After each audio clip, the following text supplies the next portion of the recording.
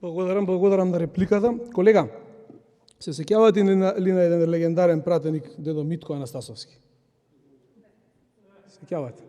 Господинот Балковски најубаво ќе се сети на него. Тој велеше и врапчињата еден ден ќе викаат и така натаму. Така во овој момент и врапчињата викаат корупција, корупција, корупција, криминал, крадете.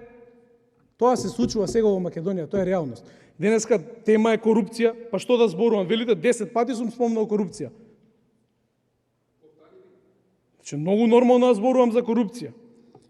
Колега, државата има суштински проблем. ДУИ си води една држава, СДСМ води друга држава. Како ќе се борите вие со корупција? Имате темелен суштински проблем. Темелно да се менуваат работите во оваа држава. Темелно, не со парче хартија. Тоа е мојата поента денес. Благодарам.